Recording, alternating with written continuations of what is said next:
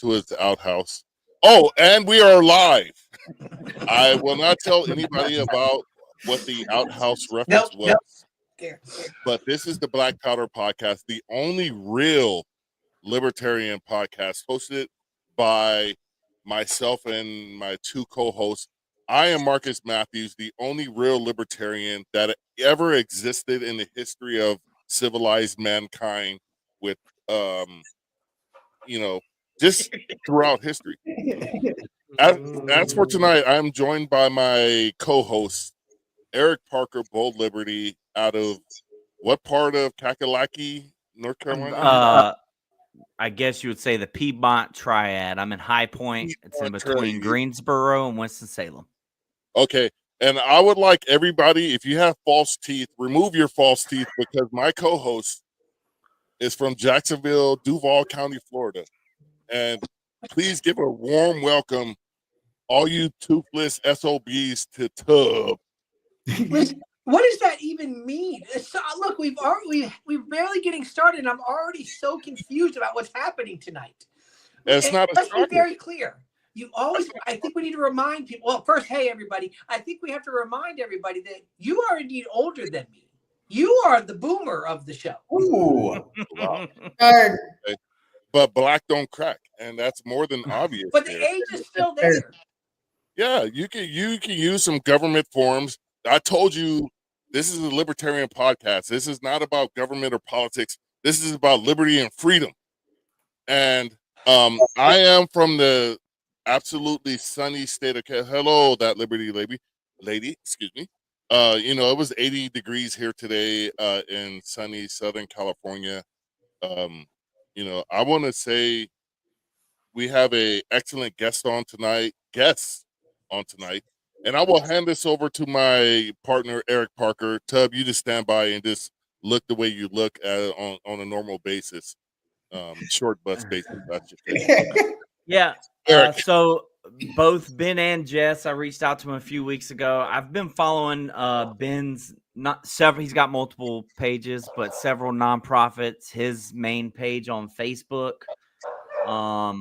Really for a couple years. And I feel like after I ran for Jacksonville City Council, I was like, man, I really felt that maybe going the route of accomplishing things through, our local government or elections isn't the best way. And I've heard of multiple examples of people with their nonprofits making a bigger impact in their community through that way. So with that, I'm going to go ahead and hand it over to Ben and Jess. Just feel free to introduce yourselves. I know you got a history with, like you said, firearms. Marcus's page and network used to be all about firearms, right, Marcus? Yeah, we did, but then we expanded out because Americans need to understand why they need firearms, and that's through understanding how society works. And that's one of the core tenets of this podcast. But I wanted to give Tub a moment to interject before we go through, because he's sitting there and, there's some weird stuff going on with him. Tub, do you have anything to say before we go forward? No, let's just say that's what I thought. Let's go on. I'm very happy that we have a guest on, because I have no use for you tonight. None. Okay. So at least we have somebody that people want to hear from, because it's certainly not you. All right. Right. So by all means, I didn't call for insults. I haven't insulted you all night. Eric, you could go ahead and continue on, because Eric's going to be running the show tonight, because Eric has the background. I looked into it. Ben and Jess like black people, and so that's why I was all for this podcast. That's all Marcus. All Marcus needed to see that your Facebook had pictures of black people on it, and he said, "Okay, they're cool." Yeah. All Marcus can contribute is being black. That's it. We just like people. Period. We just like people. Yeah. So, y'all. Most of or a lot of your work is in Memphis. Are y'all originally from Memphis or the Memphis area close by? Ish. So I've lived in 14 states. I was an Army brat growing up, and then dropped out of college and enlisted. Was not in long at all. Went back to college and finished. And my first job after the Army and college took me to Memphis. You moved to Memphis? I moved to Memphis when I was 8, and I lived in Memphis for like 30 years, 32 years. God, I you grew up old there. ass. Oh, she's old. I grew up there. Yeah, Jess grew up in Memphis, but I mean, Memphis is the city that broke us. You know, I ended up, I don't even know how much time we got to get into the whole backstory, but Got all night. So 2007, I moved to Memphis in 06. 2007, I was battling a raging alcohol problem, totaled a car going $130, and I fucked myself up good. Got ejected, and long story short, I ended up with a recurrent MRSA infection and an old Army injury that was exacerbated in that car wreck. I quit drinking that day, but 2011, I started drinking again and ended up addicted to prescribed opiates for that injury. So, as happens with a lot of people, that injury or that addiction progressed to a heroin addiction. 2014, I ended up getting arrested for the first time. I think it's been 18 times since then. I quit counting. I was court ordered into Narcotics Anonymous, which is how I met her. I was going through a divorce. She and I, we had a lot of up and down together, and finally got sober in 2019, left Memphis. But as you've noticed, we're back there doing all of our nonprofit work. My ADHD is kicking my ass. Fill in some gaps there. Holy shit. I can dig the ADHD stuff. That's me. Yeah, well, and like I just mentioned, I'm an addict, so I can't medicate it. So it's just it's recognized. Like I win. Yeah. But we did meet in NA, and I don't recommend anyone do that. No, it's that's a terrible bad idea. Terrible. Don't go looking for love and finding your love interest. Which step is that in the 12 steps? It's the 13th. He was my 13th step. Yeah. There you go. Yeah. So, I mean, that obviously did not end well. I mean, we had a lot of chaos from 2015 to 2019. A whole lot of up and down in those years. I made my living in firearms e-commerce. We ended up becoming kind of accidentally the second largest distributor of bump stocks, I think. And we all know what happened with that. So Trump actually bankrupted us, which fueled a meteoric relapse. And by the 5th of January, 2019, we ended up homeless and lost everything. Yeah, we were bad. That was Black Rifle Company, not the coffee. I like how you it was blackrifle.co was the domain. And then we rebooted that after we got sober and turned it into a data company serving the gun industry. So I still make my living from the gun industry.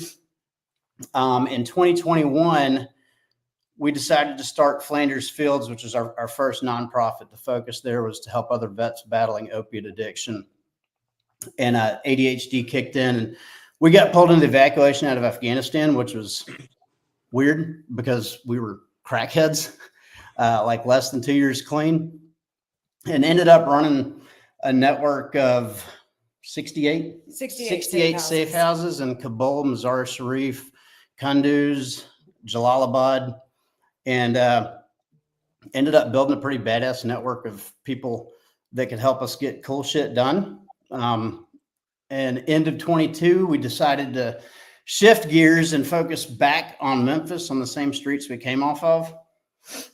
Yeah, and it was actually funny because when we were doing the Afghan evacuations and the safe houses, we were actually kind of using our junkie skills to get that done because you know when you're on drugs, you have to keep things quiet. You have to use different words, passwords, and so that's actually it came in handy.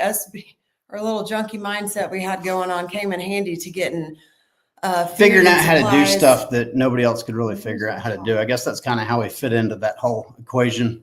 So I'm not sure as much as you're allowed to say about the Afghan safe house situation, but how did y'all even get plugged in to being involved with it was the middle of July of 2021.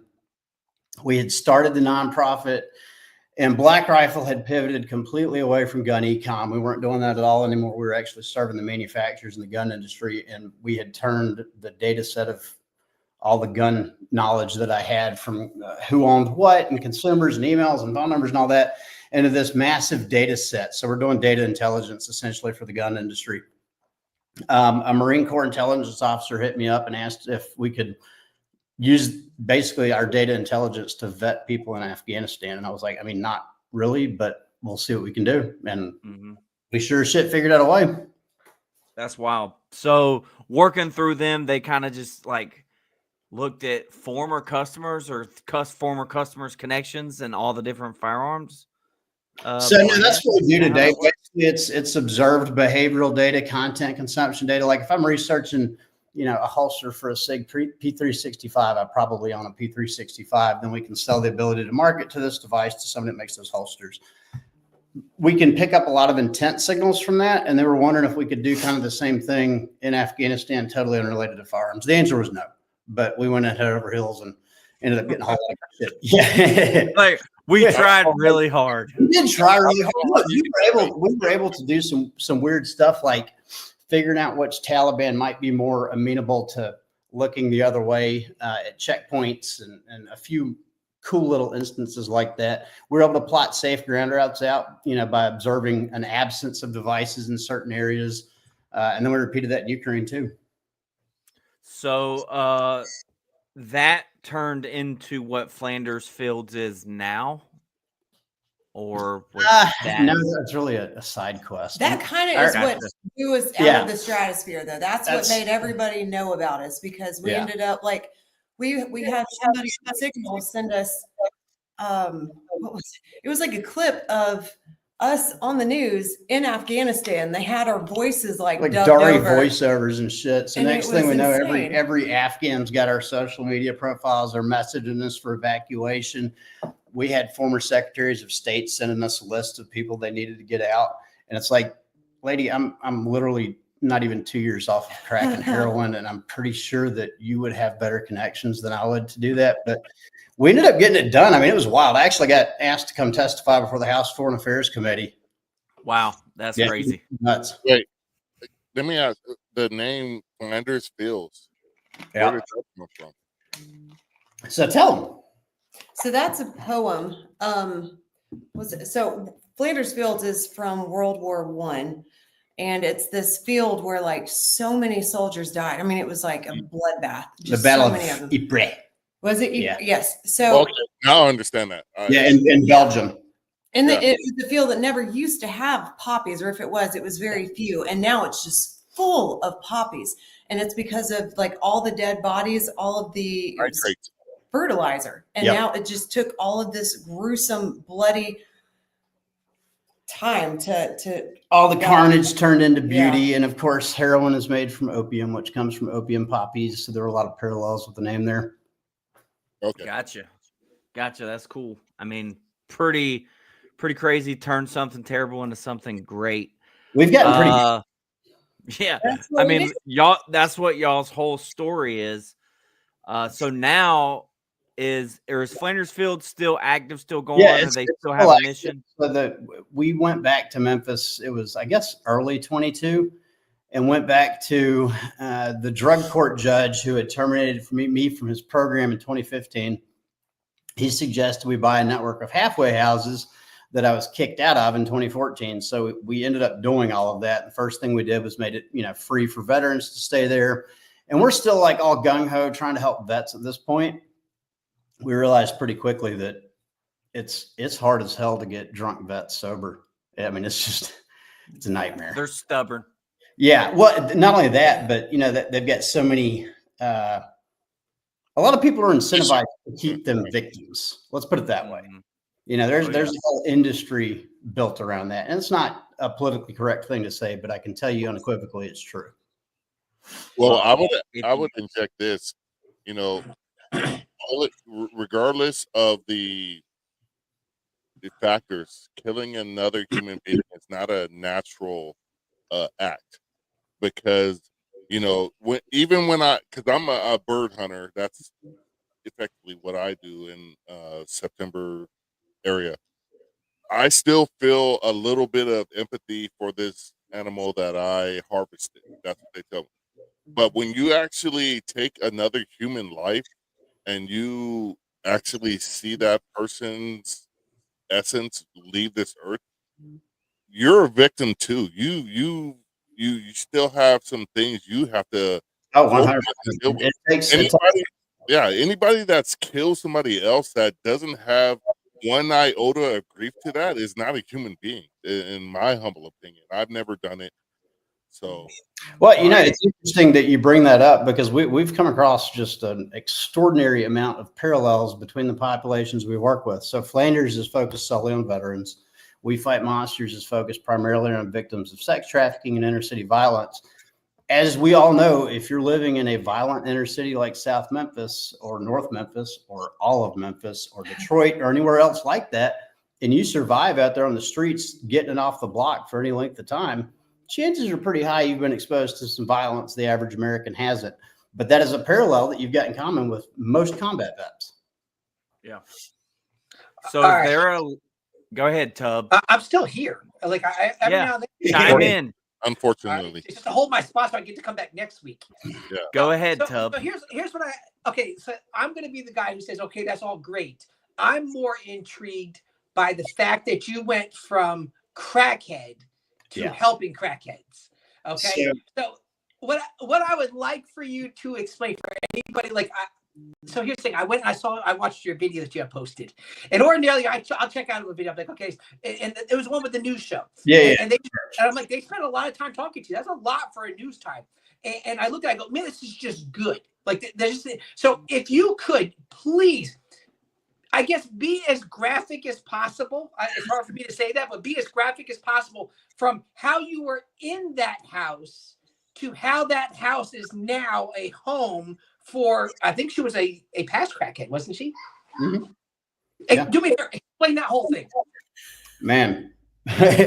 So see, this is why it was a rocky intro. We're trying to cram just a ton of information into an hour here. And like usually if we'll tell our backstory, that takes an hour and a half. We're going to talk about the good stuff we've done. That's 3 hours. So the short answer, Tub, we didn't have a choice. No, not short. Tell me all of it. You got all night. We didn't the whole have thing. A choice. We did not have a choice. All right. So we already talked about 12-step recovery. You know the 13th step. Now here she is. The 12th step of 12-step recovery is to be of service to those that are still out there sick and suffering. Now, nowhere does it say you have to go back to the same dope house where you bled and almost died and take it over and turn it back into sober living. But that's kind of the way it ended up playing out, because, I mentioned January 5th of 2019, we ended up homeless for 6 straight months. I mean, probably 3 to 5 times a day. We had this prayer, God, get us out of hell. We're going to come back for everybody left behind. And so once we realized, okay, we were crackheads, but we just, touched 13,000 lives in Afghanistan. I don't even know how many in Ukraine, Haiti, Ecuador, Mexico. Like, we could probably go back and make a difference in Memphis. And so I think the hardest thing I've ever done was to go back to that house sober, hoping that all my friends were, 1, alive, 2, wanted some help, and none of them did. But walking back into that house that first time and seeing them, I mean, it was like, and this was, I guess, summer of 2022. So probably 3 years after we left. And it was like we'd never left. They're still sitting there doing the same shit that they were doing the day we left. The ones that are still alive. And 14 of them were not alive anymore. That's a staggering number of people to lose in 3 years. And so the day we went back to that house, I looked at Jeff and I was like, dude, we got to close this thing down. Yeah. And so and at first we didn't even want to. At first we went back to Memphis because, as he said, we would say this prayer in the trap house. And I will preface with this. We both grew up in the church. He had a great childhood. I had a extremely violent crackhead drunk for a mother, but before she turned into that, I grew up in the church. So we've always had this faith. So even when we turned into crackheads, heroin junkies, we never lost our faith. So we would literally be in the trap house watching sermons on our phones, like showing the dope boys, hey, look, watch this. True story. And they probably thought we were retarded. And I'm sure we looked retarded or high, and we were. But we never lost that faith. And we really did when we said that prayer, really did mean it. And whoa, you're throwing me off. But we went back and we started Flanders. So, we we went back to Memphis like we said we would, but we did tell God that we would go for the ones we left behind. We didn't really leave behind any veterans. I mean, we had veteran friends, but we had like one veteran friend that we were really going back for. 3? Oh, Smokey Laboria, and but the main Maurice. ones that we left behind were like our friends who were prostitutes. Yeah. Because they were the ones, like we had a 2-year-old living in our truck. We were all living in a truck with our 2-year-old.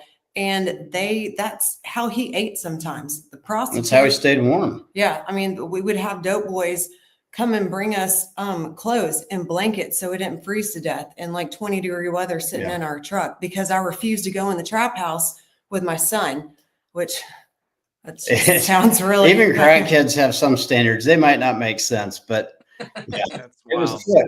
So we go back to this house, and all of our friends are still there, still on dope. Like one of these women, she's old enough to be my grandmother. She's been shooting heroin longer than I've been alive. And that's, she's got kids, grandkids, and great grandkids. And she's still in the fucking trap house. And her brother and her sister are still there. And like, these are people that helped keep me alive at one point in time. And I felt like I've got a moral obligation to help them the same way that we helped all those Afghans that I'd never even met and had no allegiance to, but I felt a moral calling to do something about it. So, we did a lot of outreach at first, and it was, mostly just showing up out there and letting people see us, because obviously South Memphis, there's not a whole lot of white guys with a Japanese girlfriend. Like, we stood out like sore thumbs. They remembered us, and seeing us the way we are today, driving a brand new truck. I've got some muscle back on me. I can grow a beard now. They're looking at it like, damn, dude, Ben made it out. Maybe I can too. And so there was a lot of that outreach, just trying to be a constant presence out there. And then one of the girls So real quick, before you move on, maybe I'm jumping ahead. Maybe you're about to tell us anyway. What happened with those 3 that you went back for? Yeah, that's exactly. Yeah, okay, that's all right. Here we go. So I'm going to go ahead and tell their names, because they're all fine with us putting them out there. Okay. They live their lives like an open book. It's Daphne, Cretia, and Drennan. Drennan was kind of our makeshift best man when Jess and I got married. He gave me the ring I used. We got married at Starbucks. We got married at Starbucks. No wedding. We just called a chick she found on I guess, a Google search. She could legally marry us. And so she showed up at Starbucks and married us. And we went right back to the crack house after that. She wasn't on crack yet, I don't think. Were you? No, I was high on pills. Yeah, high on pills or heroin. So there's Drennan. He's like, I don't know, 55 at the time. This dude's been shot 15 times. All right. Yeah. 6 of those. Wow. And I went to college on a math scholarship. Don't do drugs, kids. So those times he got shot in that house. So there's Drennan, his sister Cretia, and then Daphne's the one that had been on dope for 44 years. Drennan oddly got sober shortly after Jess and I left Memphis. So we had him kind of helping us. He's since gone back out and is in prison. We're trying to get him out. It's a long story. But in October, or maybe November, I guess it was November of 2022, MPD's organized crime unit raided the trap house again, which, I mean, this is like a, quarterly occurrence. This time they got Cretia and Daphne both. They decided Daphne was too old to take to jail because she's got this really good act she puts on where she seems very frail and decrepit and like helpless. And so they left her, but they took Cretia. The month before that, October of 22, we had, mended the fence with drug court, who used to hate me. I mean, they told her to divorce me, gave me a $200,000 bond on some dope charges, tried to send me to prison, like the whole 9. But now we've got this good relationship with them. We work with them every day.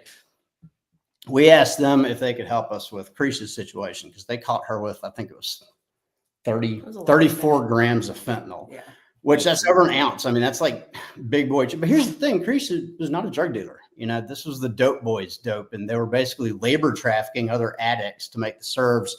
And drug court knows that. So they're like, yeah, we'll help you. And so they took her in. She's been sober since that day. Daphne ended up putting the heroin down after 44 years. She is about a year and a half clean now. Wow. So, we had a happy ending with the 3 of them. It was actually Drennan's wife's death in that house that kind of accelerated our trip to rock bottom back in 2019. So, I mean, there's been a shit ton of death in that house. I mean, it was just a lot of pain and misery. Every bit of violence in, a city block out there emanated from that house. And we were able to negotiate with the dope boy, with Gangster Disciples, and eventually shut it down and buy it. Now, how many other houses do you have? We've got 10 now. Now, do you still own, are those like your houses, or did you sell them, or they're yours? No, we keep them. They're all in the non-profit. Well, the house I just talked about is the one I almost died in. So I personally bought that house, but the other 9, the nonprofit owns. Now, how do you raise money for that? So it's all grassroots, all from my social media. LinkedIn, I've got a pretty big following, and we do grassroots fundraising, but the fundraising never comes anywhere near covering what we spend. So Black Rifle, my day job. In other words, me, Jess, and my business partner fund a lot of this. Let me ask you this, and I'm not trying to make light of anything whatsoever, but have you written this down and proposed this to anybody who makes documentaries or movies? Yes. Yep. We're in talks with a couple of different people right now. What's up, buddy? How you doing? We took part in an anti-trafficking documentary. Earlier this year, we took a child sex trafficking survivor that we recovered over to Arkansas to film that. We had a big part in it. Cretia participated in it, one of the Memphis Mob OGs. Not old grandpa, but the other OG. Right. We'll let you have it. Like, I had a bunch of us old white guys out there stirring things up. What's up? He's very, very black. He participated in it. What's really cool about this, right? This OG is a convicted trafficker and a convicted murderer. And he's participating in a trafficking documentary as somebody who is currently helping us fight sex trafficking in the Mid-South. And tried to burn down one of our houses. Yeah, he tried to burn down one of our houses. And eventually he's like, damn it, I guess white boy's not going anywhere. Maybe I should see if I can get on his team. And we were like, bro. Redemption story. Hold on. So he tried burning down one of your houses as you guys were running your programs? Yeah, as we were renovating it. The house Cretia lives in today. So how's that going in that neighborhood now? Like, are they all kind of in the same area? Are they spread out a little bit? They're all in the 381. Well, all of the trap houses and brothels that we've turned into sober living, they're all in 38106, which is the Soulsville community of South Memphis. And the day we shut down the house on Woodward, that's the one I was talking about this whole time. Violent crime stopped on that street. Except for the day you shut it down. Except for the day I shut it down. Okay. We had a guy get shot 5 times coming out the front door after I bought it. That was bad. I was actually on the news with a cell phone in each hand, standing across the street, working Afghanistan on one phone, Ukraine on the other, and hoping my buddy's not dying across the street. He did live. He used to be one of our dope boys. He used to be one of our dope boys. Yeah. So, it had an immediate impact on that street. And so Woodward and Melrose Street, both, they were 2 of the worst streets in South Memphis. And this is a zip code that has the incidence of violent crime is higher than Baghdad or Kabul. The infant mortality rate is higher than Haiti. I mean, it's bad, but the violent crime on those 2 streets has pretty much stopped entirely. And it all began to shut down those traps. What is your day-to-day with those different houses? Like, they just they run their own, or are you involved? Like, what happens with those houses? So it's different. We've got 3 transitional living houses, which those are the halfway houses. We have 2 kick-ass managers that run those. It was a process getting that to be smooth. Let's put it that way. Is it because you're working like the drug courthouse? We're working with people that are court ordered into sober living. By definition, they did not want to get sober. They've been told by a court, guess what? You're getting sober. It doesn't work that way. Right. I will tell anybody it does not work that way. Yet every day I see Matt pulling it off in that house. He's got dudes getting sober and staying that way. So, we get to see miracles happen by my definition in that house every single day. The houses we shut down and turn into sober living, those are more autonomous. They're basically single family residences that we rent to people we know and trust, preferably somebody we've pulled out of a real bad situation that we know can hold it down and keep things the way we need them to be on those streets. And they're really, for a lot of them, are to help families come back together. Like the Woodward house that we almost died in, the trap, the main one that we're talking about. that now houses a woman who was able to get her kids back, because, you know, when you get your kids back, you have to have residence to give them, to be like, I can have my kids now, I have a residency. So so a lot of this is trying to get mothers back together with their children after they've gotten clean and they're good. They're going to their meetings. They're doing what they're supposed to do. They've got their job. So that's what a lot of these, ones that are not halfway houses. The dope to hope houses, that is the goal with all of them, is to use them to help families either not get separated, or if they've already been ripped apart, to help them get put back together. And we've had the pleasure of, we did a count yesterday. I think it was 12 families we've been able to reunite now, which is amazing. In your halfway house. Now, listen, I'm just, like I said, I'm truly intrigued by this, because like we have our church, because I pastor a church, and right down the street from us is an Oxford house, and it's this big association. You might have heard of them, I guess. Yeah. Half of our crew lives in Oxford houses. Okay, all right. So we have a bunch of the guys come from the house. They come to our church. That's now, awesome. I know that inside of their house, though, that if any of them get caught using in any way, out they go.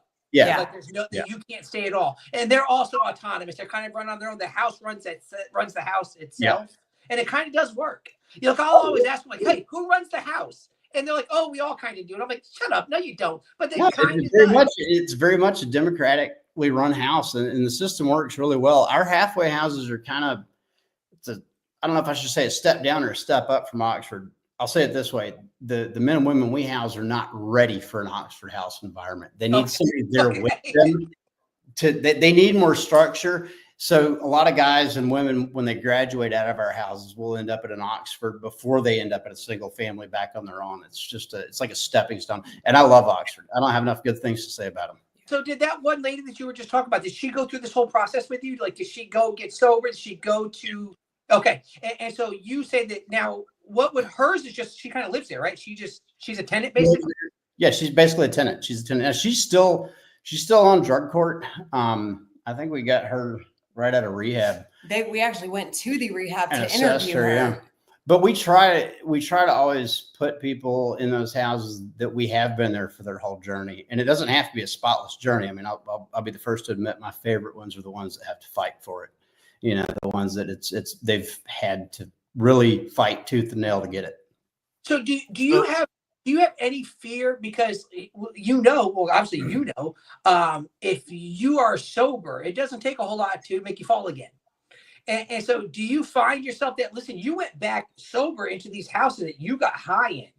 And so that could not have been easy to walk in there and maintain sobriety through that.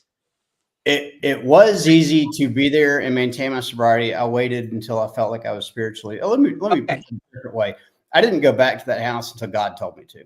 And I never go anywhere without God telling me to go there, whether it's South Memphis or cartel country, or it doesn't matter. I'm not going unless God tells me to go there. And so I don't really fear anything. I will say this: the first time I went back to that Woodward house and saw somebody smoking crack, it was really hard not to puke all over the floor. Yeah, we had to walk out of it. We had to walk. Like I knew we had a limit, and we found it that day. I was like, oh, there it is. There it is. Right there. Right there. That's the line. That's the line right there. But, I don't know if it's desensitization therapy or what, but like, we still work with, street gangs and active drug dealers. We're trying to get everybody to put all of that down, not just the users.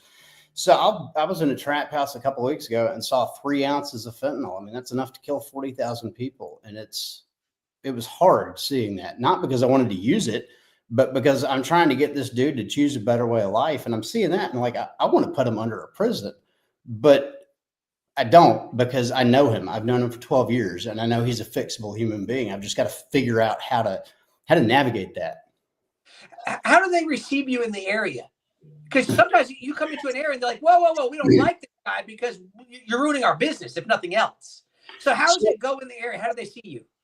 We kind of cheated with this because we've really only done it in South Memphis. So even though I'm a white boy out there, they all know me and they've seen me smoke crack. And so that gets you some immediate trust. Like, they know you're not the police, right?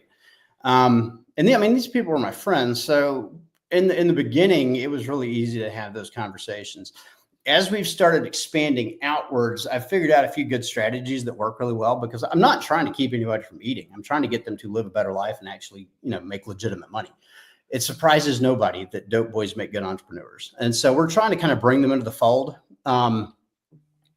But the way we approach it when we're dealing with a new dope boy, figure out who matters to him, who's important. If you get a dope boy's baby mama into treatment, you get his mom to stop selling herself, you get a friend for life. You have an ally. Another good way, getting the prostitutes that are really bad shot off on dope into recovery, they're all supportive of that because those women are pains in their ass. And when somebody's really bad shot off, the chances of them getting arrested and then snitching are very high. Yep. So we get those problem children away. Everybody likes us. To date, we haven't run into any real big issues other than the one dude trying to burn her house down. But that was early on, though, right? One guy tried to burn one house down. You won't just let him live it out. That was early on. Get it burned down. Let it go. Was early on. So now, what is the future? Like I said, I know you want to talk about all these other things, but what is the future of the houses and stuff like that? What do you see? How do you see this going? So, I don't want to slow down. I don't want to stop. I want to keep shutting trap houses down until there are no more. But to do that, you have to reduce the need for them. And I mean, they're this, as much as I hate to say this, when you're dealing with communities like that, they're the economic center of that community. All the money that is feeding people there, you've got a food desert around it. Nobody wants to open up a shop. I mean, so when you shut it down, you create a power vacuum. And so we're trying to find a sustainable way, a balanced way, I guess, to shut these houses down without disrupting the economics. And it's a challenge. I mean, we've started up a warehouse where we're employing ex-cons and, former gang members, homeless vets, and just trying to teach them how to, build their own businesses, car washes, getting CDLs. Wow, ADHD took me a completely different direction than your question. Your question was, where do I see this going? Like right now, we've got 10 houses. I want to have 50 houses, in 3 years. In that same area? Are you because listen, what you're doing is not just needed in South Memphis. What you're doing is needed everywhere. I agree. And so you see that in the future, like, hey, we can bust into Florida or we can do these. Jacksonville. Yeah, Jayville needs it bad. Vietnam needs it. I mean, everywhere needs this. And the cool part about it is, like, I'm literally just a crackhead. Anybody can do what we're doing. And we have had a group. We've had a group come in. They're good friends of ours now from Texas. The Raven is here. That's what they named their. What was Chris? He used to work in the prison or something. And Chris was a correctional officer that then went to prison. Yeah. But see, now you have. No, I must have sexually transmitted ADD because now she's got it. Yes, we want to blueprint exactly what we're doing, and we want to actually go to other places and do it. I'm not taking my eyes off of Memphis until either God tells me to, or until we've gotten Memphis off the top 5 deadliest cities in America list. And that may be one and the same. I don't know. But I'm not slowing down until Memphis gets out of the top 5 dead list, because the city is so full of potential. There's so much untapped talent there. And, I'm convinced that if you remove the addiction and the dope from the equation, that violence is gone. So we're going to stay focused on Memphis. We're going to document how we're doing all this. I mean, I want it free to everybody. So if they want to go emulate it, they can. Maybe when I come up for air, I can fly out and show somebody how to do it. We always welcome people, like she just mentioned, coming in to observe and, mirror and model and all of that. But my focus, going to franchise these houses. Like, yeah, hey, we really want to see that. Here's what I want to do with you real quick, and I'll let Eric do what he's supposed to be doing. So I'm going to pastor you for a second, okay? The next time you say, I'm just a crackhead and I can do this, I'm going to come right through this video and I'm going to shake you, okay? Because here's what happens. Everybody, especially in Christ, everybody has a past. Everybody has junk. Everybody has things that they've done. And it's what you do with that change. Once Christ started working, it's what you do with it. Because here's what will happen. I'm going to tell you this right now. This is why I say knock it off and stop saying it that way. Because you will reach people that I would never be able to reach. You know what I'm saying? And so we have people that sometimes keep knocking themselves down and discredit it because of their past. I go, no, your past is exactly what's going to make you successful, if you will, in what you're doing. Because like you said, they can relate to you. They know you and they see you. If I walk into that neighborhood, the first thing they're thinking is cop. Okay? Let's be very clear here. And so I think that your past is checkered, obviously. Okay, but now use it to help others and use it for God's glory, because that is something that you can use. And so never just say, hey, I'm just a crackhead, because you are clearly more than a crackhead, because look what you've become. So don't live under that label all the time. Like, hey, this is where I was and here's where I am. And I think it makes a great model for what you're doing, because when you can sit back and go, dude, I sat in this house. I sat here and I got high in this house, and look. And then that becomes the example. They go, dang, you're right. If he can do it, I can do it. And so I'm going to tell you, keep look, you see that, whatever that is, like, Yeah, I will dip out. Now I'm still going to be here, but I'm going to dip out. But I love that work that you're talking about doing. Like, you probably have all kinds of other things that are way interesting, but that's the stuff that got my attention, because that, if nothing else, I know we're not getting too much into politics here, but that's putting liberty in action. That's saying, hey, I'm going to go do it. And if nothing else, I'm going to do it probably better and without government. And we're going to make it happen. And that's exactly what you're doing. And we need a lot more people like you out there doing that, or both of you out there doing that. I could not agree with that more, Tub. And look, that, you know, I totally get what you're saying, and you're absolutely right. We're all new in Christ. When I say things like that, it's not self-deprecating. It's not talking down on myself. It's acknowledging where I came from. Mm-hmm. And you really touched on exactly why. I mean, I probably shouldn't do that on podcasts like this, but you touched on exactly why I do it, because we are able to reach people that most people that, I mean, let's be honest, look like us can't reach. I mean, yeah, I'm covered in tattoos and we have potty mouths, but you don't typically see, let's put it this way for Marcus. I had a guy tell me the other day that I am the Jackie Robinson of white guys, because now it's okay for us to smoke crack. Like that, I broke a barrier for it. I feel that. You broke around to the white community. You are a horrible, horrible man. But look, see, so I do tend to highlight that more than I should. But yeah, you're absolutely right. Look, on the government piece, I don't think that's political at all. I don't think the government has any business doing this. These are whose communities? They're ours. These are our streets. They're our neighbors. We are commanded to love them. We're not commanded to bring Caesar to them so that he can love them. This is what we're supposed to be doing. And on top of that, you know, if the federal government, or state government for that matter, was any good at fighting the war on drugs, we'd have gotten somewhere with it. And instead, it's an abject failure by every metric measurable. You know, it's getting worse and worse every single day. Although I will say the one thing that is not political, it's just factual. The southern border is a massive problem. The amount of fentanyl coming across, and this is honestly the biggest challenge we face. It's not race. It's not prejudice. It's not stigma. It's the fact that the people we're trying to save are dying before they get a chance to suffer enough to find rock bottom because of fentanyl. I just want to, before we hand it over back to Eric, one point on the border. The border has never been closed because cocaine has been coming through the border for the better part of 35 plus years. And that's where the crack came from. And it was just a transition from crack to fentanyl. Exactly. And in the middle of that, it was heroin. And you can make a direct correlation to the war on terror because United States troops protected the heroin fields to placate the Taliban in Afghanistan for the better part of almost 20 years, just to keep that going. So this is all an inner cycle. And one more point I want to make before I relinquish myself to my fellow Americans here is Tubb made a point earlier, and that was one of the most lucid points I've ever heard him make in the entire time I've known him.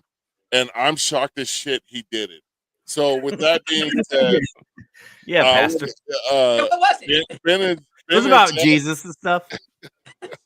I just wanted to say that real quick. So back to Ben and Jess and Eric, you guys, I'm gonna take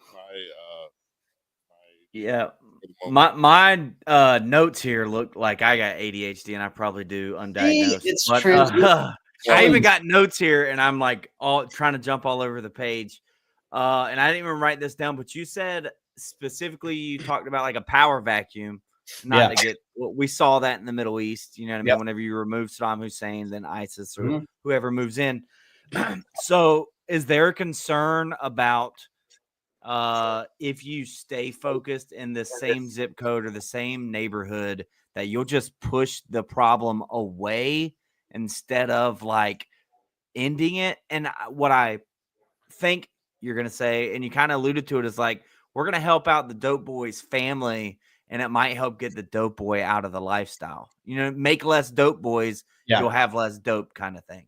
Well, so that's an outstanding question. And the biggest concern we had, obviously, when we shut Wilbur down, was that they're just going to move to another street. And they did. But we ended up getting so many of the addicts out of that neighborhood sober that they just ended up shutting it down because they weren't making any money. Now, on the power vacuum side, one of our advisors, Lieutenant Colonel Scott Mann, he's a Green Beret. He did a lot with the Village Stability Program in Afghanistan.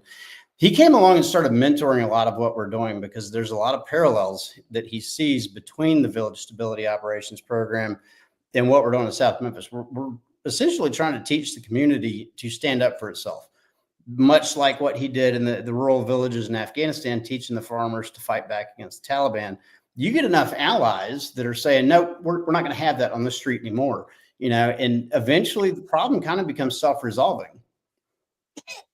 So is that teaching the community how to stand up for themselves? Is that, I don't know if y'all have heard of Maj Touré, and he talks about people who can legally carry, learning to conceal carry. Is that a part of it, or is that different? Are you literally teaching people to defend themselves, or just stick up for what they believe in, stick up for their neighbor? It's more about getting them to take pride in their neighborhood again. Look, we're talking about Memphis. Legal or not, everybody's carrying. That's a foregone conclusion. Right? Yeah. Guns everywhere. Yeah. So you could just assume literally everybody has a gun. What we're trying to do is to teach them that there is value in their neighborhood. I don't care what it looks like. I don't care who's on your block. That's your community. And it's worth something. And so to that end, we try to bring really cool people out to these neighborhoods. We try to bring Green Berets. We've brought former CIA case officers. We've brought Navy SEALs out there.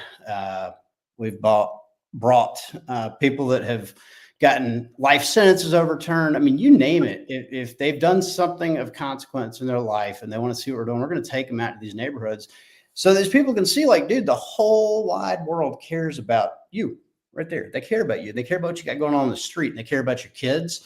They want to see your kids playing outside again. For years, I didn't know children even lived on Woodward or Melrose Street. You shut down the dope houses and all of a sudden you get kids playing outside again. And that's like a gut punch to everybody that lives on that block when they realize that, when they see that, wow, that trap house really was the problem. We can't let that come back.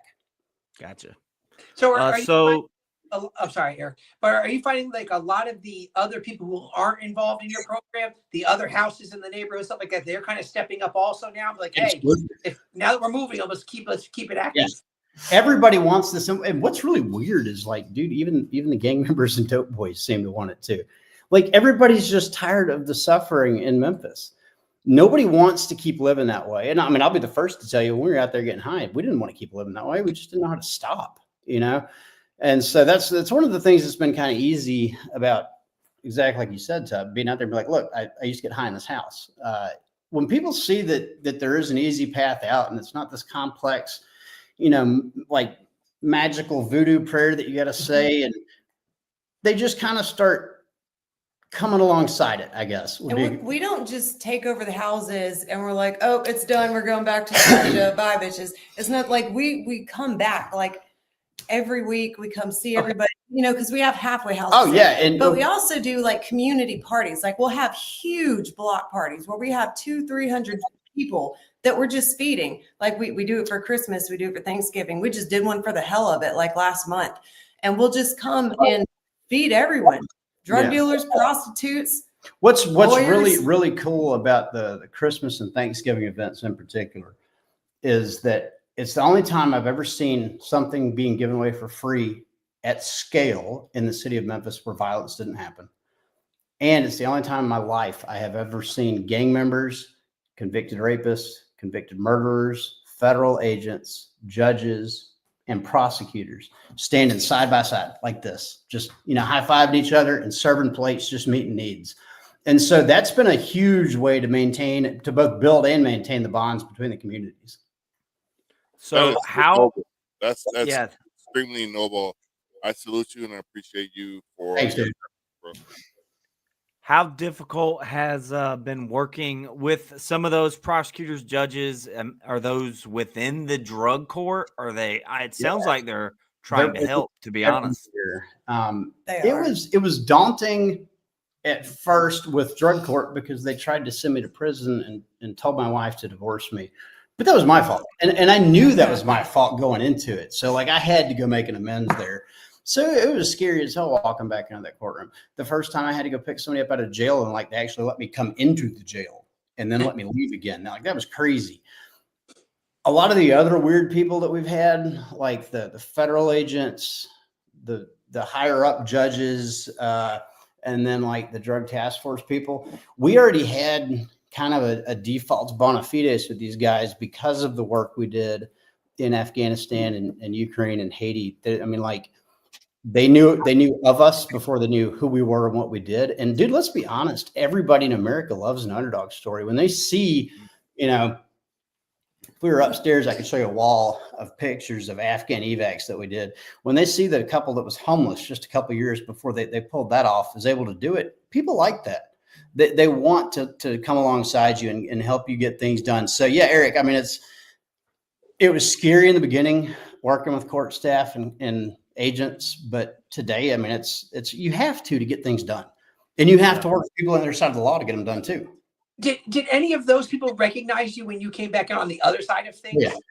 Oh yeah. And were they shocked also? I've actually the first time I went back into jail, I was there picking up somebody drug court was releasing to my custody. And the same girls were working behind the counter in release who were there the last time I got out of jail. All right. So I'm shooting the crap because they saw me come in through the Sally ports and the double doors. We're sitting there talking and they're like, wow, I can't believe you're doing all this. You bought Rebos, blah, blah, blah. Well, they had like a code white or something get called and then shift change happened. So when the next girls came out who were also there the last time I was in custody, they think I'm in jail. And they're trying to, like, dude, I freaked out. I thought it was happening. It took forever for them to figure out that I'm actually allowed to leave. Not this time. Yeah.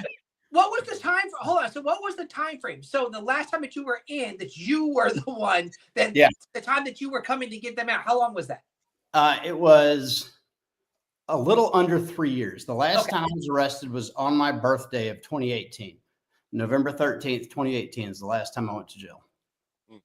My daughter's birthday is November 12th. I wanted to ask you your opinion on the war on drugs and where do you think it's gotten America? First of all, tell your daughter happy birthday. The war on drugs. Look, I'm not advocating for decriminalization in any way. All right, I just want to clarify that. What I'll say is that addiction is a problem we will never prosecute our way out of. And anybody that works in law enforcement or the courts will tell you the same thing. So why do we continue attacking it in the same way? We're not making any measurable dent. And now with the prevalence of fentanyl, we're costing human lives. I think the war on drugs is going to be one exactly how libertarians think it's going to be done. You work bottom up from the community. Law enforcement has a job to do. They work top down. You meet in the middle. And the people that are redeemable, that haven't committed a crime that really justifies making them a burden to the taxpayer, well, you pull that person aside jointly, law enforcement and people like us. You pull them aside, you get them to make restitution. If they're willing to get clean and you plug them back into society, you get them working and becoming taxpaying citizens again. That's how we actually win the war on drugs. Yeah. Turning them from addicts to, I guess you're always in recovery, right? To people in recovery. It's the rest of your life. You can't think it like it's going to be just a little bit and then I'll use responsibly. It don't work that way. But if you think about it, man, like that approach, honestly, like fiscally makes a whole lot of sense. The average prosecution costs something like $250,000. You got to pay for incarceration. You can have that burden on a taxpayer per individual per offense. Like I said, I've been arrested like 18 times. Or you can do that math, and that's what it's going to cost the community for each addict. Or you can have them paying taxes and working. Like, which one is better? Well, we don't want them paying taxes. Not too many, anyways, right? Let's get rid of the IRS. Working. We'll go to tariffs and consumer-based taxes and all that, right? They're producing. Let me put it that way. Contributing member of society. There you go. Yeah. So, but yeah, like this is still libertarian. No, I'm just kidding. I want to ask something somewhat off topic, but it still applies very much to you. So it's called, was it We Fight Monsters? Is that what it is? Yep. Okay. So 2 questions about this. One is really hokey, but bear with me.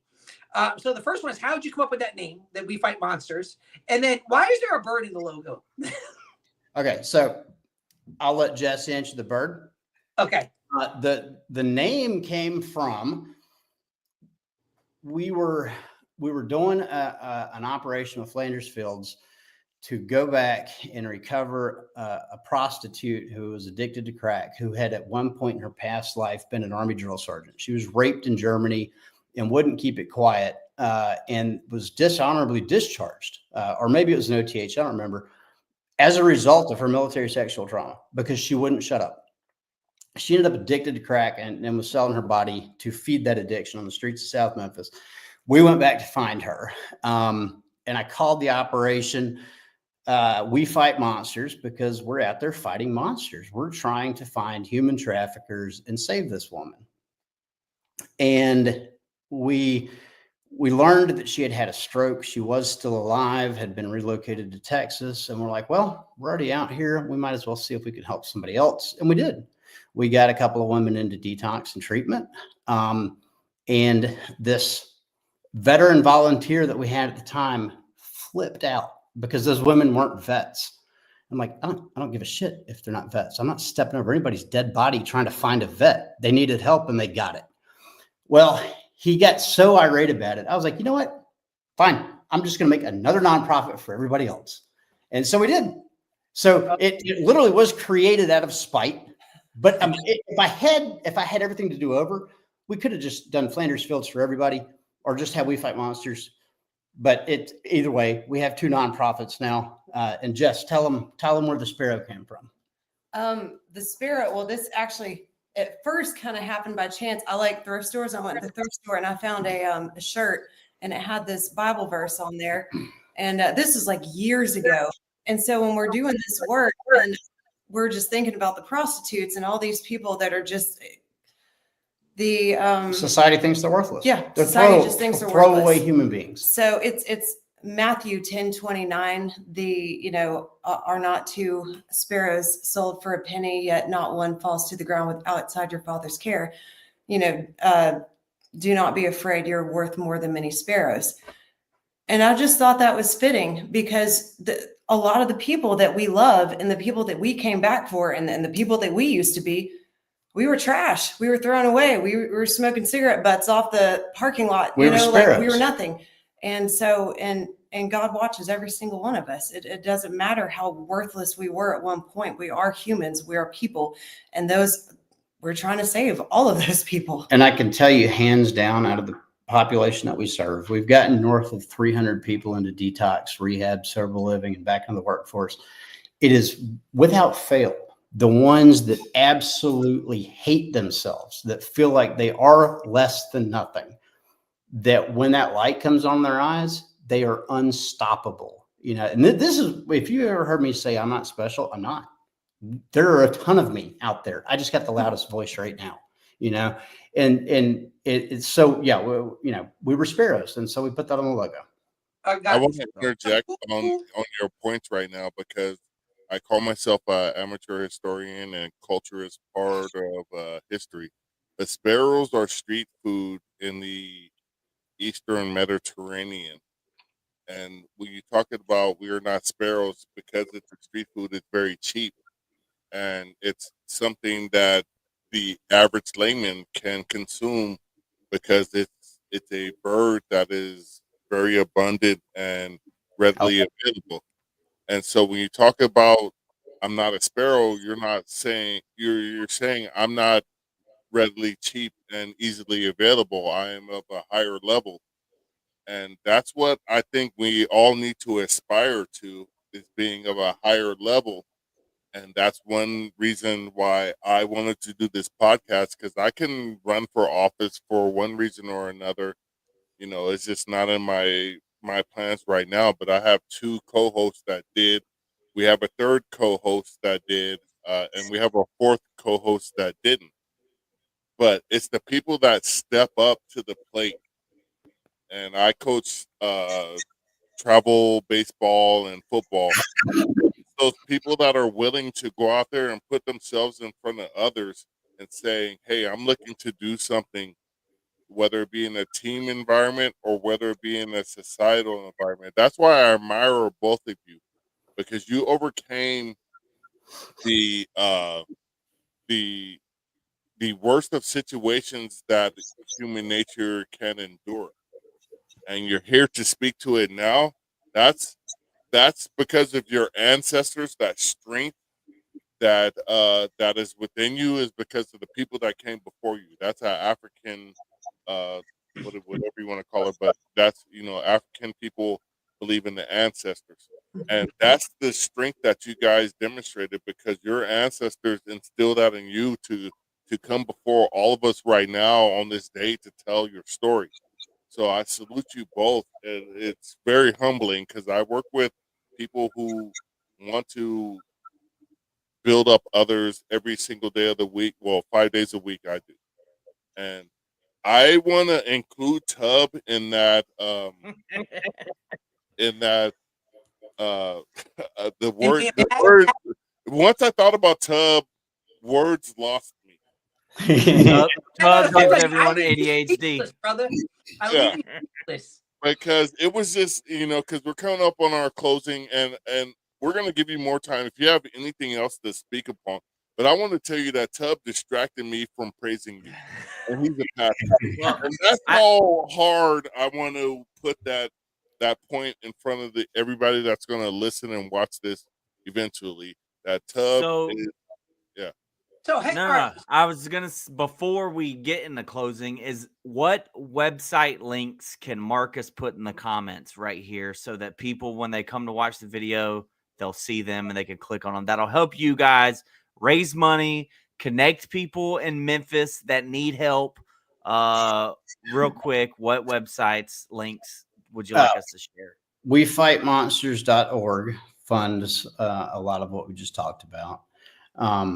FlandersFields.org is the veteran-focused side of it. Look, the 2 orgs are pretty much the same. I mean, it's the same teams. It's just Flanders money can only be spent on vets. We Fight Monsters can be spent on women and kids and anybody else. We've got an apparel brand, onceamerican.com, as in all of these ideals were once American. And then the wood shop, which we didn't get time to talk about, that's ganglandexpress.com, where we're employing gang members, ex-gang members, well, some current, formerly homeless vets, one really badass girl that smuggled herself here all the way from Afghanistan, and other addicts in recovery, and a wood shop making really high-end exotic hardwood cutting boards. We have time to talk about that, by the way, if you want to real quick. So one of the biggest issues we were running into out there, and obviously I'm a serial entrepreneur, and my business partner at Black Rifle, his hobby is woodworking. One of the biggest problems we were running into with drug court clients especially, but also trafficked women, is a lot of them don't have any marketable skills. They've never had real jobs. And if you're on drug court, you are court ordered to work. Well, we had this 19-year-old kid who aged out of foster care and ended up homeless and was arrested. And drug court sent him to us, and they're like, get that kid a job. Find him somewhere. He has to work. And nobody would hire him. He applied for, I don't even know how many jobs, but he's learning disabled and he has no skills at all. He's never had anything stable in his entire life. So we went and leased a 10,000 square foot warehouse and filled it with woodworking equipment and gave the kid a job. And then we gave 9 more people jobs. And it went revenue negative real fast. We came out of the gates swinging really hard, but we overstaffed. And the point of that wood shop was to instill purpose in these men and women. And it does. We've peeled off 2,000 square feet upstairs for what we call Hood Mart.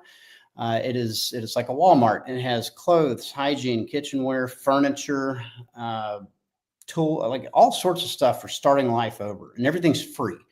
So anybody, that needs to come there and shop at Hood Mart can. We bring trafficking survivors or drug court clients, anybody else we can up there. But that's Gangland Express.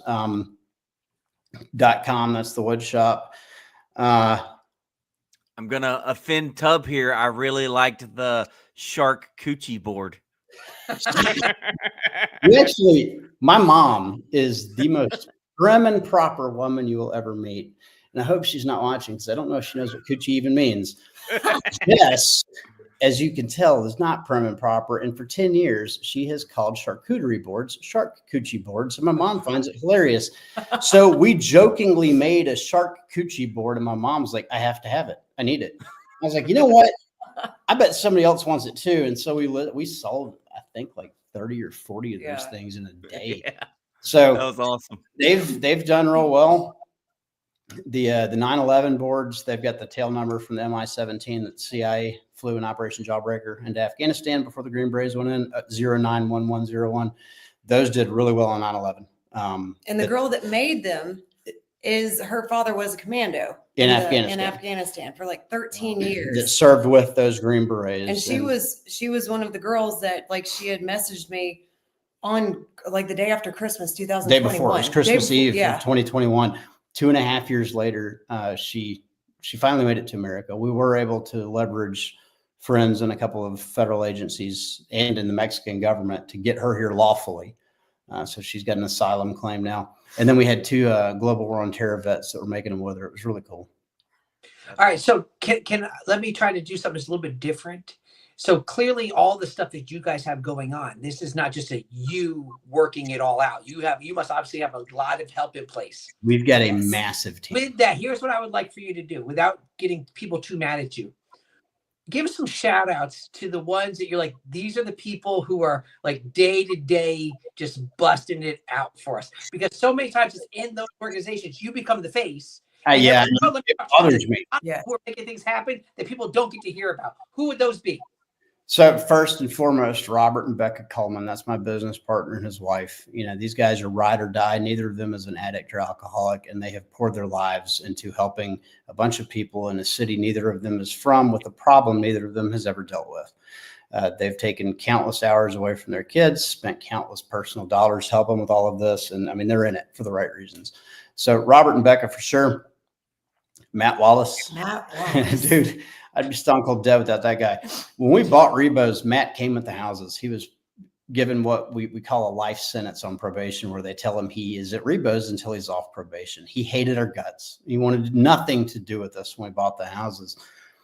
And I guess he warmed up to us, kind of like the guy that tried to burn our house down. Speaking of, I want to give him a shout out too, Fila. But Matt is the rock star. He runs literally everything we do. He is a big brother to Arizo and so many more men and women alike. He's become basically the foster dad to that 19-year-old kid. Tiffany Living, Loving. Her name on Facebook's Living. Her sister was murdered at Q Club on, I guess, 2 years ago? 2 years ago.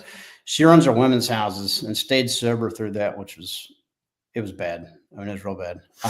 Chris Bobbitt, who does our construction on our new houses. Yeah, Chris is an absolute rock star out there. When Chris came to us, he had one eye and no teeth and was on his way to prison. He'd been shot in the face with a 12 gauge, and he's 49 years old and has done 26 years of his life in prison. Today, he's got both eyes. He's got a full set of teeth, and he's putting in 40, 50 hours a week. Rain or shine, whether he's sick or not, he doesn't care. He's a workhorse. We could not have renovated any of those houses without Chris. Now, let me know real quick that through all of this and everything's been mentioned tonight, you never once mentioned that you gave a guy back his eye. Okay, so I just want to say you might want to start bumping that up a little higher. Hey, I give a guy his eye. So I'll start bragging on that one a lot sooner as you move forward. Okay. All right. So another cool side note, to my knowledge, I'm the only crackhead that has ever been invited to CIA headquarters. And I got to do that. Was that last year? It was last year. It was last year. Which is amazing. That was cool as hell. We've got a few, she can drive an M18 Buick tank destroyer, like well enough to drift it. So let's see. Garland Hart and Josh Sneed, they're 2 guys on our crew. Absolutely amazing dudes.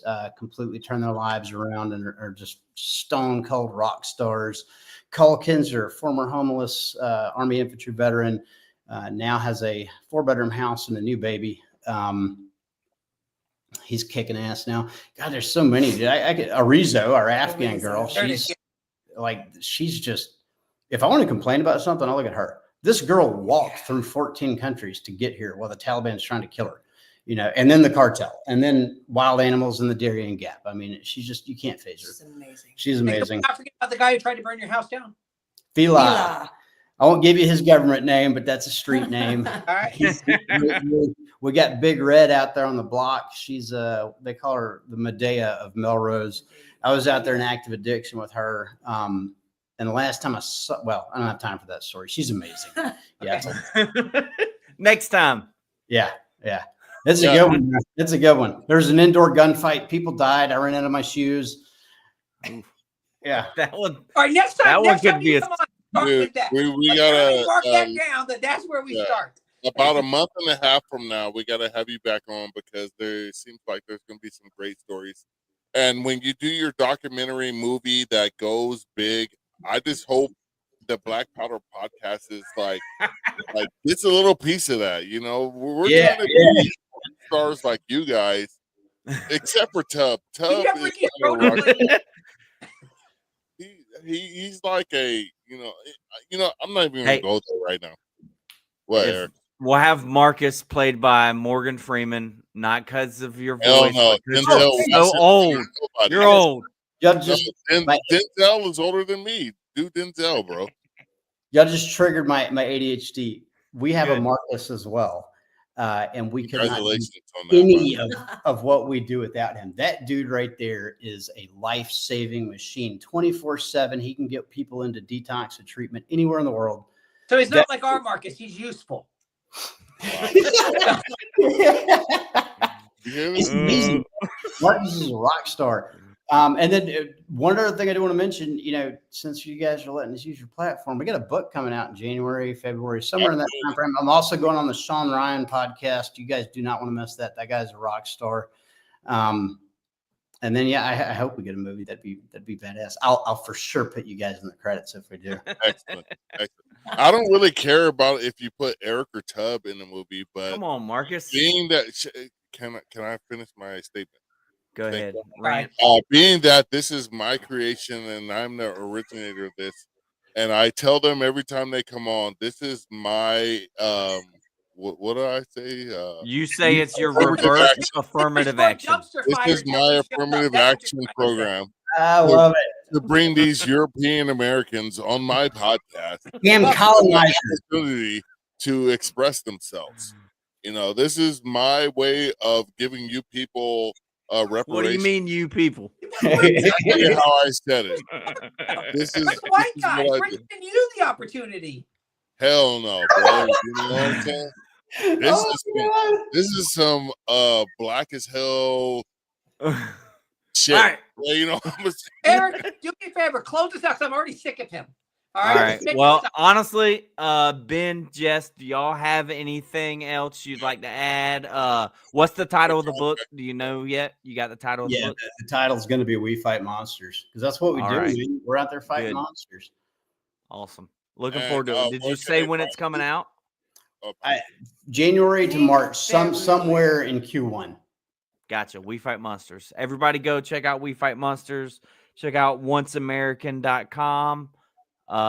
Anything else real quick that I missed? Flanders Fields, Black Rifle -Co.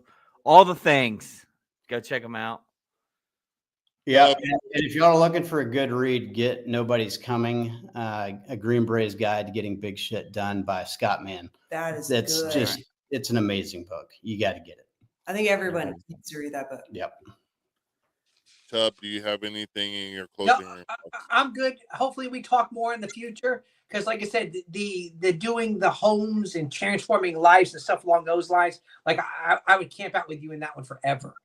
So, dude, we'd love to have y'all to Memphis. If you guys ever have downtime, please. And look, November 23rd, we're doing Thanksgiving in the Hood. December 21st, we're hoping to give away 4,000 toys in South Memphis this year, and over 1,000 meals. We're shooting for 500 meals this Thanksgiving. I have a lead on 200 frozen turkeys I'm going to try to give away for Thanksgiving. So we love to have company in Memphis. If y'all ever want to come, just let us know. Will do. I truly appreciate you guys coming on because I like to have quality guests on that bring something to the table. and you guys brought a complete Thanksgiving dinner to the table on how Americans should help Americans. That's liberty right there, because the government has proven itself to be a false idol. And I just, one of the reasons I'm a libertarian is because of the false idol worshiping of the government. You know, the government has always been the enemy of mankind. And, you know, I'm not trying to get too in depth in that, but government has always gotten in the way of liberty. It has always gotten in the way of civilization. And that's why throughout the history of mankind, you see governments change, but people don't. Because people, when tyranny has risen to the top, the people will rise and fight against it. And that's one thing we're almost at here in the US of A. I'm not advocating for any violence, but Gotta say that. you need to understand that government is the enemy of us helping each other. It absolutely is. And I think any government, any party, it doesn't matter. With a necessary level of bureaucracy. Bureaucracy kills people. The problems we are facing in America right now require swift response. They require immediate action. And there's nobody better suited to do that than the people that live in the communities impacted by it. And that means us. That means Americans. And look, guys, that's the fabric of America anyway. You're talking about ancestors. That's our ancestry as Americans. People that show up and get stuff done. They don't wait on government to come solve their problems. They show up and they get it done. And that's what it's all about. And if you look at any grassroots movement throughout history that had any meaningful impact, that's how it started.